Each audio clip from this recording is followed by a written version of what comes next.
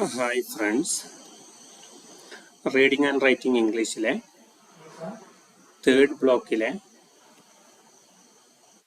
മൂന്നാമത്തെ unit concord എന്ന ഭാഗമാണ് ഇവിടെ ആരംഭിക്കുന്നത്.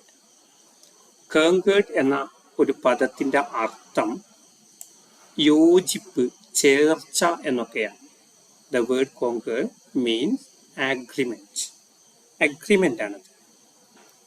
രണ്ടു വസ്തുക്കൾ തമ്മിലുള്ള യോജിപ്പ്, ചേർച്ച എന്നൊക്കെ പറയും. നമ്മൾ സാധാരണ പറയാറുണ്ട്, എല്ലാത്തിനും അവയുടെ ഇടയ്ക്കുള്ള കൃത്യമായൊരു ചേർച്ച വേണം. ഒരു കോൺക്രീറ്റ് വർക്ക് നടക്കുമ്പോൾ അതിൽ പൂഴിയും സിമെന്റും അതിലുപയോഗിക്കുന്ന മെറ്റലൊക്കെ കൃത്യമായ ചേർച്ചയിലാകണം, അനുപാതമനുസരിച്ച് തന്നെ ആകണം. ഇല്ലെങ്കിൽ ആ യോജിപ്പില്ലായ്മ അവിടെ ഉണ്ടായാൽ അത് സ്വാഭാവികമായും ആ കെട്ടിടത്തിന്റെ എടുപ്പിനെ, നിർമ്മിതിയെ അത് പ്രയാസപ്പെടുത്തും, ബുദ്ധിമുട്ട് ഉണ്ടാക്കും. എന്നതുപോലെ സെന്റൻസുകൾക്കിടയിലും അത്തരമൊരു ചേർച്ച ആവശ്യമാണ്. ഉദാഹരണത്തിന്, ഒരാൾ സബ്ജക്റ്റ് ആയിട്ട് ഐ എന്ന് പറയുന്നു എന്ന് കരുതുക. ഐ എന്ന് പറഞ്ഞാൽ അതിൻ്റെ കൂടെ ഐ ആം ഡോക്ടർ എന്ന് പറയുന്നതിന് പകരം ഒരാൾ ഹി എന്നതിൻ്റെ കൂടെ പറയുന്ന ഈസ് ഉപയോഗിച്ചാലോ, ഹി ഈസ് എന്ന് പറയുന്നത്, ആ ഈസ് എന്നത് ഐ ഈസ് എന്ന് പറഞ്ഞാൽ അത് തെറ്റാണ്. ഐ ഈസ് എന്നൊരിക്കലും പറയില്ല, മറിച്ച് ഐ ആം എ ഡോക്ടർ എന്നാണ് പറയുന്നത്. ഹി ഈസ് എ ഡോക്ടർ എന്ന് പറയുന്നതിന് പകരം ഹി ആർ എ ഡോക്ടർ എന്ന് പറഞ്ഞാൽ തെറ്റാണ്. എന്നതുപോലെ അവക്കിടയിൽ യോജിപ്പിന് വേണ്ടി ചേർക്കേണ്ട പദം എന്താണോ അത് മാത്രം ചേർക്കുക എന്നതാണ് അതിന്റെ ശരി. അത് ചേർക്കാതെ മറ്റൊന്ന് ചേർത്താൽ അത് തെറ്റാണ്, റോങ് ആണ്. അപ്പോൾ ചേർച്ചയില്ലായ്മ ഉണ്ടായി എന്ന് പറയാം. അപ്പൊ കോൺകേർഡ് എന്ന് പറഞ്ഞാൽ ഇംഗ്ലീഷ് ഗ്രാമറിൽ സബ്ജക്റ്റും വേർബും തമ്മിലുള്ള അഗ്രിമെന്റ് ആണ്, യോജിപ്പാണ് എന്ന് പറയാം.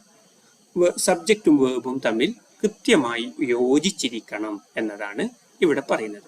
അപ്പോൾ കോൺകേർഡ് എന്നാൽ എന്ത് എന്ന് ചോദിച്ചാൽ നമ്മൾ പറഞ്ഞു, ഇംഗ്ലീഷ് ഗ്രാമറിൽ കോൺകേർഡ് എന്ന് പറഞ്ഞാൽ സബ്ജക്റ്റും വേർബും തമ്മിലുള്ള യോജിപ്പിനെയാണ് കോൺകേർഡ് എന്ന് പറയുന്നത്. സാധാരണ കോൺകേർഡ് എന്ന പദത്തിന്റെ അർത്ഥം അത് ചേർച്ച, യോജിപ്പ് എന്നതാണ് എന്നുകൂടി മനസ്സിലാക്കുക. 3 തരത്തിലുള്ള കോൺകേർഡ്സ് ആണ് നമുക്ക് പഠിക്കാനുള്ളത്. 3 തരത്തിലുള്ള കോൺകേർഡ്സുകൾ ഉണ്ട്. ഒന്ന് ഗ്രാമറ്റിക്കൽ കോൺകേർഡ്. ഗ്രാമറ്റിക്കൽ കോൺകേർഡ് എന്ന് പറഞ്ഞാൽ പേഴ്സണിന്റെയും നമ്പറിന്റെയും ചേർച്ചയാണ് ഗ്രാമറ്റിക്കൽ കോൺകേർഡ് കൊണ്ട് ഉദ്ദേശിക്കുന്നത്. അപ്പോൾ കോൺകേർഡുകൾ 3 തരത്തിലുണ്ട്. അതിലൊന്ന് ഗ്രാമറ്റിക്കൽ കോൺകേർഡ്. ഗ്രാമറ്റിക്കൽ കോൺകേർഡ് എന്ന് പറഞ്ഞാൽ it is the concord of person and concord of number. എന്താണെന്ന് നമുക്ക് വിശദമായി പറയാം. ഇംഗ്ലീഷിൽ 7 സബ്ജക്റ്റുകളാണ് ഉള്ളത്. ഗ്രാമറ്റിക്കൽ കോൺകേർഡ് എന്നാൽ എന്നാണ് വിശദീകരിക്കുന്നത്. അതിന്റെ ഭാഗമായി പറയുന്നു, ഇംഗ്ലീഷിൽ 7 സബ്ജക്റ്റുകൾ ഉണ്ട്. ഐ, ഞാൻ എന്നർത്ഥം. യു, നീ എന്നർത്ഥം. ദേ, അവർ. അടുത്തത് വി, ഞങ്ങൾ. ഹി, അവൻ. ഷി, അവൾ. ഇറ്റ്, ഇത് എന്നൊക്കെയാണ് അതിന്റെ അർത്ഥം. ഇങ്ങനെ 7 സബ്ജക്റ്റുകൾ ഉണ്ട്. ഈ 7 സബ്ജക്റ്റുകളെ 3 പേഴ്സണുകളായി നമ്മൾ തിരിക്കുന്നുണ്ട്. First person, second person, third person. First person എന്ന് പറയുമ്പോൾ സംസാരിക്കുന്നവരുടെ ഭാഗത്ത് നിന്ന്, സംസാരിക്കുന്നവർ ഞാൻ എന്ന് പറയും, അല്ലെങ്കിൽ നമ്മൾ എന്ന് പറയും. അതിനെയാണ് ഫസ്റ്റ് പേഴ്സൺ. ഞാൻ, നമ്മൾ. നോക്കൂ, നമ്മളാണ് ഒന്നിരിക്കൽ സംസാരിക്കുന്നത്, അല്ലെങ്കിൽ ഞാനാണ്. നിങ്ങൾ എന്ന് പറയുമ്പോൾ അത് സെക്കൻഡ് പേഴ്സൺ ആണ്. ഞാൻ എൻ്റെ മുമ്പിൽ നിൽക്കുന്ന ആളോടാണ് നിങ്ങൾ എന്ന് പറയുന്നത്. എൻ്റെ മുമ്പിലില്ലാത്ത, എൻ്റെ കണ്ണിൽ നിന്ന് മറഞ്ഞ ആളെ കുറിച്ച് അവൻ, അവൾ, അവർ എന്നൊക്കെയാണ് പറയുന്നത്. അങ്ങനെ ആകുമ്പോൾ അത് തേർഡ് പേഴ്സൺ ആയി മാറുന്നു. നമ്മൾ ഇവിടെ ഹാജരില്ലാത്തവരെ കുറിച്ച്, ആബ്സെന്റ് ആയവരെ കുറിച്ച് പറയുമ്പോൾ അവൻ, അവൾ, അവർ എന്നൊക്കെയാണ് പറയുന്നത്. അത് തേർഡ് പേഴ്സൺ ആണ്. എൻ്റെ മുമ്പിലുള്ള ആളോട് നീ, നിങ്ങൾ എന്നൊക്കെ പറയുന്നത് സെക്കൻഡ് പേഴ്സൺ ആണ്. ഞാൻ, ഞങ്ങൾ എന്ന് പറയുന്നത് ഫസ്റ്റ് പേഴ്സൺ ആണ്. അപ്പോൾ ചുരുക്കി പറഞ്ഞാൽ ഇംഗ്ലീഷിലെ സബ്ജക്റ്റുകളെ 3 പേഴ്സണുകളാക്കി തിരിക്കുന്നുണ്ട്.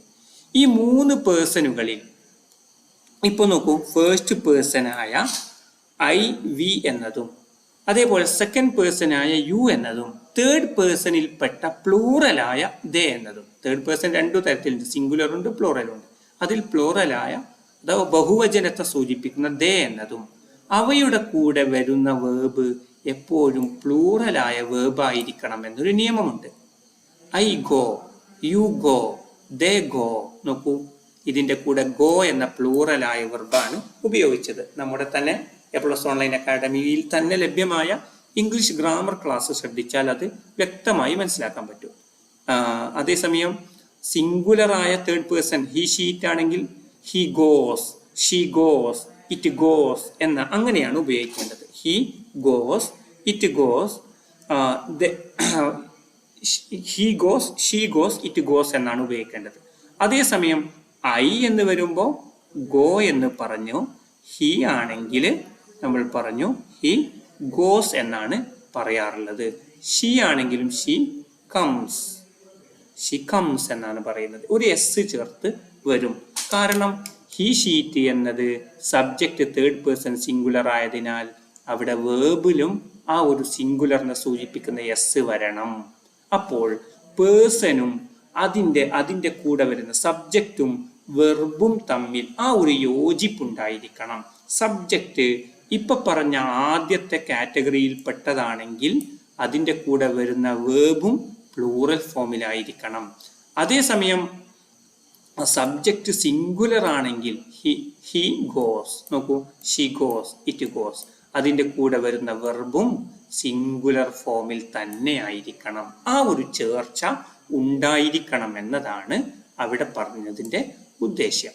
നോക്കൂ, ഇവിടെ ഐ ആണെങ്കിൽ I am, I was, we are, he she ഇറ്റിന്റെ കൂടെ he is, she is, it is, he was, it was, she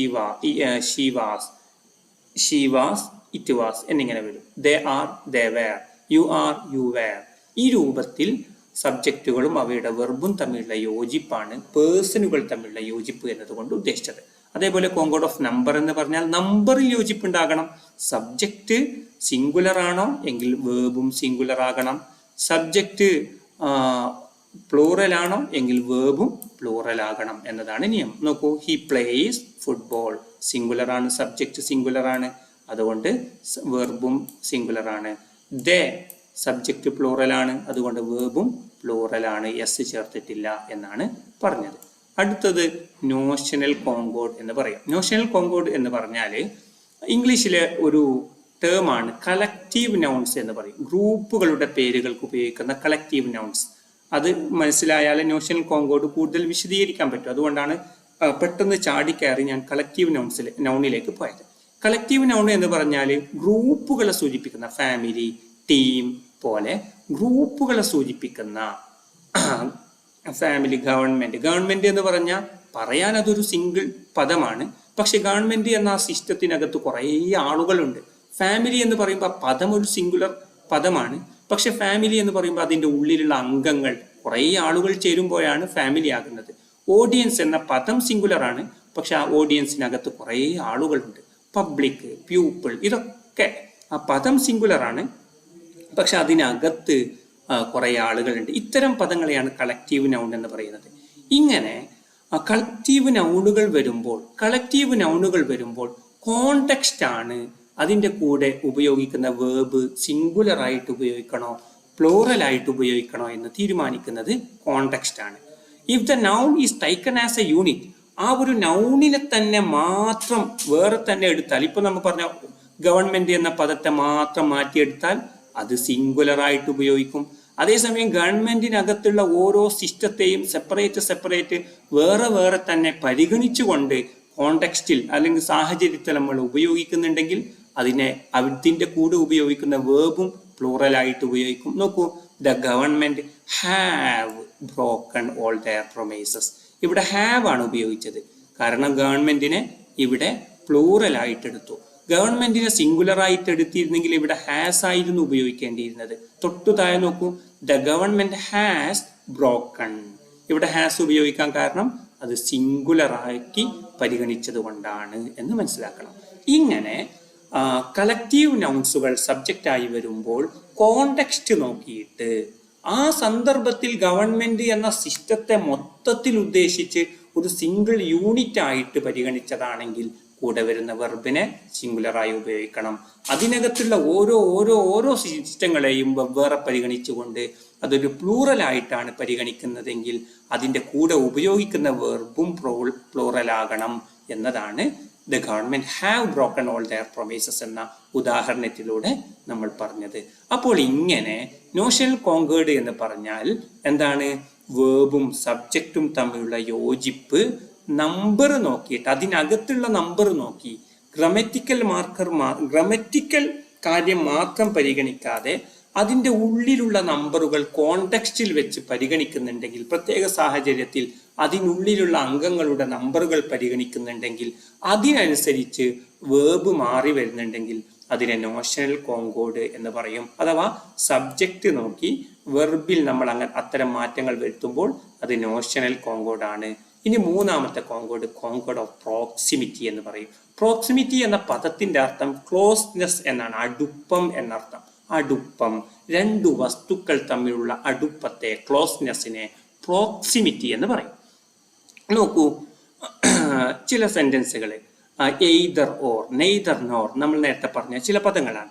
ഇത്തരം പദങ്ങൾ വരുമ്പോൾ അതിൽ ഒരു പദം നോക്കൂ, ചിലപ്പോൾ രണ്ടു പദങ്ങൾ ഒരു സബ്ജക്റ്റ് ആയിട്ട് വരുന്നുണ്ട്. മനസ്സിലായിട്ടില്ലെങ്കിൽ നമുക്കൊരു ഉദാഹരണം നോക്കാം. Either the prime minister or the chancellor is attending the meeting. ഇവിടെ പറഞ്ഞു പ്രൈം മിനിസ്റ്റർ അല്ലെങ്കിൽ ചാൻസലർ, രണ്ടാളൊരാൾ മീറ്റിംഗിൽ സംബന്ധിക്കുന്നു. ഇവിടെ രണ്ട് സബ്ജക്റ്റുകൾ പറഞ്ഞു അല്ലെ, പ്രൈം മിനിസ്റ്റർ അല്ലെങ്കിൽ ചാൻസലർ. ഈ രണ്ടു സബ്ജക്റ്റും നോക്കൂ സിംഗുലർ ആണ്, രണ്ടും സിംഗുലർ ആണ്. ഇവയെ ബന്ധിപ്പിക്കാൻ ഉപയോഗിച്ചത് എയ്തർ എന്ന പദം, എയ്തർ ഓർ എന്ന പദം കൊണ്ടാണ് അവയെ ബന്ധിപ്പിച്ചത്. ഈ ഒരു ബന്ധിപ്പിക്കലിൽ, എയ്തർ ഓർ എന്ന ബന്ധിപ്പിക്കലിൽ ചേർത്ത് വെച്ചിട്ടുള്ള പദം രണ്ടും സിംഗുലർ ആണ്.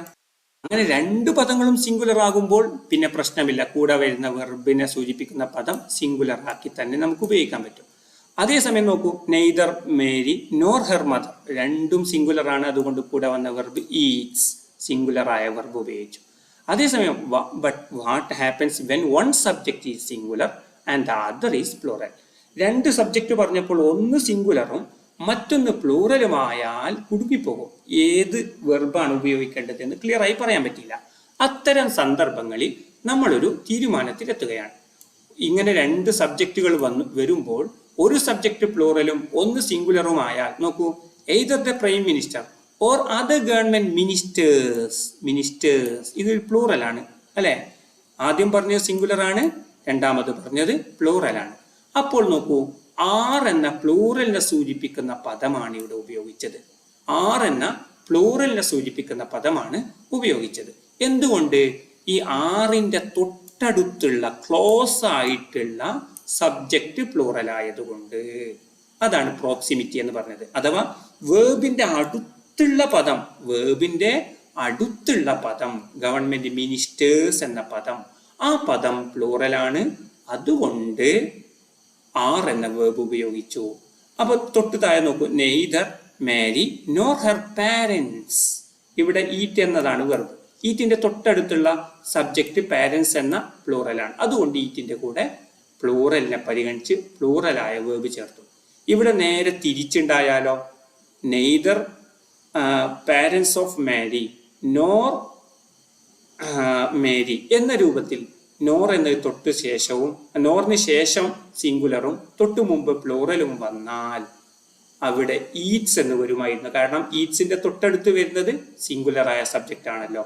ഈ രൂപത്തിൽ വേർബിന്റെ തൊട്ടടുത്തുള്ള സബ്ജക്റ്റ് സിംഗുലർ ആണെങ്കിൽ വേർബിനെ സിംഗുലർ ആക്കുന്നു, വേർബിന്റെ തൊട്ടടുത്തുള്ള സബ്ജക്റ്റ് പ്ലൂറൽ ആണെങ്കിൽ വേർബിനെയും പ്ലൂറൽ ആക്കുന്നു എന്ന രൂപത്തിലുള്ള ആ ഒരു തരത്തിലുള്ള യോജിപ്പിനെയാണ് കോൺകോർഡ് ഓഫ് പ്രോക്സിമിറ്റി എന്ന് പറയുന്നത് എന്ന് മനസ്സിലാക്കുക. ഇനി ഏതാനും പ്രധാനപ്പെട്ട ചില നിയമങ്ങൾ കൂടി പറഞ്ഞ ഈ ഒരു ഭാഗം നമുക്ക് കംപ്ലീറ്റ് ചെയ്യാം. ഒന്ന്, രണ്ട് സബ്ജക്റ്റുകളെ ആൻഡ് ഉപയോഗിച്ച് ബന്ധിപ്പിച്ചാൽ, മീനു ആൻഡ് അജയൻ എന്ന് പറഞ്ഞാൽ രണ്ടുപേരും സബ്ജക്റ്റായി വരുന്നതിനാൽ പ്ലൂറലായ ആറാണ് ഉപയോഗിക്കേണ്ടത്. ഇനി രണ്ട് സബ്ജക്റ്റുകൾ ആൻഡ് കൊണ്ട് യോജിപ്പിക്കുകയും ആ രണ്ടുകൊണ്ടും സൂചിപ്പിച്ചത് ഉദ്ദേശിക്കുന്ന ആശയം ഒരു സിംഗിൾ ഐഡിയ ആണെങ്കിൽ അവിടെ സിംഗുലർ വെർബാണ് വേണ്ടത്. ഒരു ഉദാഹരണം പറഞ്ഞാൽ മനസ്സിലാകും. നോക്കൂ, മൈ കസിൻ ആൻഡ് ഫ്രണ്ട്, എൻ്റെ കസിനും സുഹൃത്തും വരുന്നു. ഇവിടെ എൻ്റെ കസിനും സുഹൃത്തും എന്ന് പറഞ്ഞത് ഒരേ വ്യക്തിയെ കുറിച്ചാണ്, അവർ രണ്ടുപേരല്ല, എങ്കിൽ ഈസ് ആണ് ഉപയോഗിക്കേണ്ടത്. അതേസമയം my cousin and my friend are coming, അത് രണ്ടുപേരും രണ്ടാളാണ്, ഒരാൾ എൻ്റെ കസിനാണ്, മറ്റൊന്ന് എൻ്റെ സുഹൃത്താണ്, അങ്ങനെ രണ്ടുപേർ വരുന്നുണ്ട് എങ്കിൽ ആറാണ് ഉപയോഗിക്കേണ്ടത്.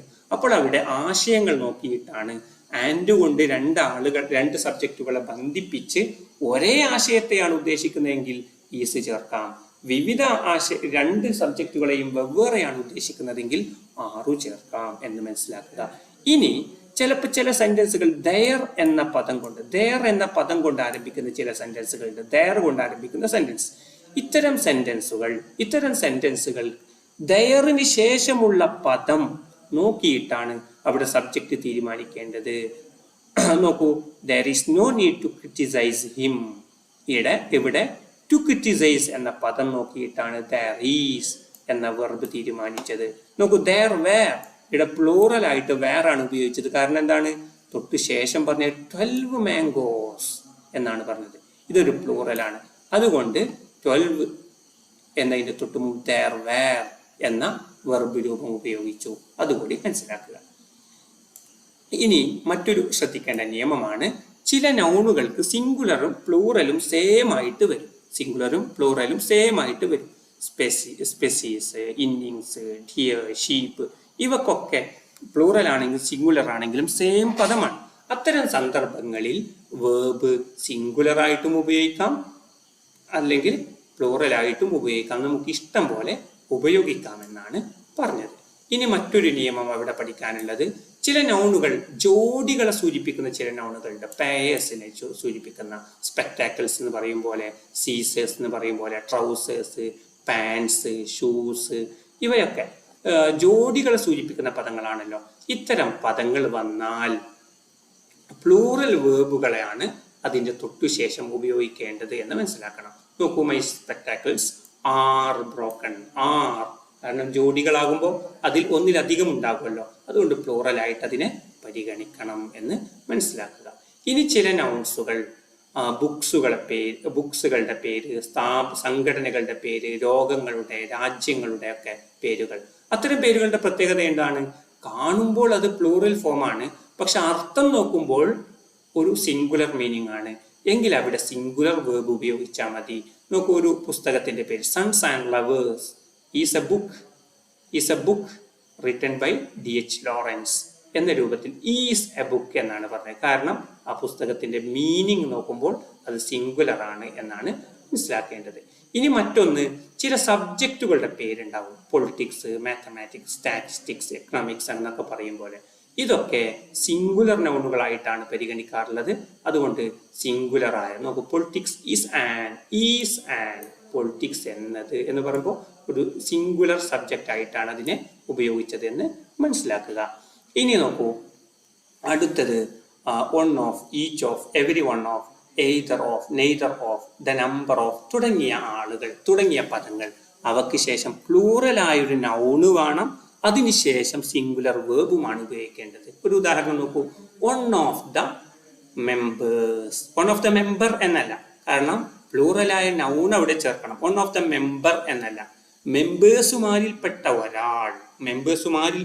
ഒരാൾ എന്നിട്ട് സിംഗുലറായ വേർബിനെ, ഹാസിനെ അവിടെ പറയുന്നു. കാരണം അതെന്താണ്?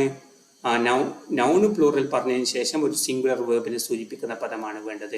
തൊട്ടുതായി നോക്കൂ, either of them is smiling. Either of them എന്ന പ്ലൂറൽ പറഞ്ഞു, ശേഷം ഈസ് എന്ന സിംഗുലറും പറഞ്ഞു.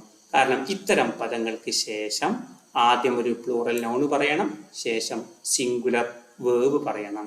ഇനി മെനി, മോർ ദാൻ, വൺ തുടങ്ങിയ പദങ്ങൾക്ക് ശേഷം ഒരു സിംഗുലർ നൗണും ഒരു സിംഗുലർ വേർബുമാണ് വരേണ്ടത് എന്നുകൂടി മനസ്സിലാക്കുക. ഇനി അതിൻ്റെ ഒരു ഉദാഹരണം പറയുകയാണെങ്കിൽ, മെനി എ സോൾജർ, ഒരു നോക്കൂ, സിംഗുലറായ ഒരു നൗണ്, ശേഷം സിംഗുലറായ വേർബ്. ഇനി മറ്റൊരു പദം a number of, a small number of തുടങ്ങി ഇവിടെ പറഞ്ഞിട്ടുള്ള ഈ പദങ്ങളൊക്കെ ഉപയോഗിച്ചാൽ many are followed by plural noun. Plural noun ആണ് ശേഷം വരുന്നത്, ശേഷം പ്ലൂറൽ വേർബുമാണ് വരേണ്ടത്. ബോത്ത് ഓഫ് ദം, ദം എന്ന പ്ലൂറൽ പറഞ്ഞു, ശേഷം ആർ എന്ന പ്ലൂറൽ വേർബും ഉപയോഗിച്ചു. ഇനി അടുത്ത ഒരു പോയിന്റ്, ഇപ്പൊ പറഞ്ഞ when a lot of, most of, some of, none of, plenty of, a good deal of തുടങ്ങിയ പദങ്ങൾ പറഞ്ഞാൽ അവക്ക് ശേഷം പറയേണ്ടത് ഒരു അൺകൗണ്ടബിൾ ആയിട്ടുള്ള, എണ്ണാൻ പറ്റാത്തൊരു നൗണാണ്. ശേഷം ഒരു സിംഗുലർ വേർബും പറയണം. അങ്ങനെ അപ്പോൾ ഇത്തരം പദങ്ങൾക്ക് ശേഷം, ക്ഷമിക്കുക, ഈ പറഞ്ഞ ഈ പദങ്ങൾക്ക് ശേഷം വരുന്നത് ഒരു അൺകൗണ്ടബിൾ നൗൺ ആണെങ്കിൽ ശേഷം വേർബ് സിംഗുലർ ആയിട്ട് ഉപയോഗിക്കണം. അതേസമയം ഈ പദങ്ങൾക്ക് ശേഷം വരുന്നത് ഒരു കൗണ്ടബിൾ, എണ്ണാൻ പറ്റുന്ന നൗൺ ആണെങ്കിൽ ശേഷം പ്ലൂറലായ വേർബാണ് ഉപയോഗിക്കേണ്ടത് എന്നാണ് മനസ്സിലാക്കേണ്ടത്. നോക്കൂ, പ്ലെന്റി ഓഫ് ടോയ്സ്. ഈ ടോയ്സ് എന്നത് കൗണ്ടബിൾ നൗൺ ആണ്. കൗണ്ടബിൾ നൗൺ ആയതിനാൽ ആർ എന്ന പ്ലൂറലാണ് ഉപയോഗിച്ചത് എന്ന് മനസ്സിലാക്കുക. ഇനി അടുത്ത പോയിന്റ് പറയുന്നത് ഈച്ച്, എവരി, എയ്തർ, നെയ്തർ തുടങ്ങിയ പദങ്ങൾ ഉപയോഗിക്കുമ്പോൾ അവക്ക് ശേഷം ഒരു സിംഗുലർ നൗണും സിംഗുലർ വേർബുമാണ് വരാറുള്ളത്. Each worker is tired, either girl is cheerful. ഇങ്ങനെ തൊട്ട് ശേഷം വരുന്ന നൗണ് ഒരിക്കലും ഈച്ച് വർക്കേഴ്സ് എന്ന് പറയരുത്, ഈച്ച് വർക്കേഴ്സ് ആർ എന്ന് പറയരുത് എന്നർത്ഥം. ഇനി അടുത്തത് നോക്കൂ, സമൺ, സംബടി, എവരിവൺ, എവരിബഡി തുടങ്ങിയ പദങ്ങൾ പറയുമ്പോൾ അവക്ക് ശേഷം സിംഗുലർ വേർബാണ് പറയേണ്ടത്. Someone has to take responsibility, has. നോക്കൂ, സമണിന് ശേഷം സിംഗുലർ വേർബാണ് പറഞ്ഞിട്ടുള്ളത്. നോബഡി ഈസ്, നോക്കൂ, സിംഗുലർ വേർബാണ് അവിടെയും ഉപയോഗിച്ചിട്ടുള്ളത്. ഇത്രയും ഭാഗങ്ങളാണ് കോൺകേർഡ് എന്ന ഭാഗത്ത് നമുക്ക് പഠിക്കാനുള്ളത്.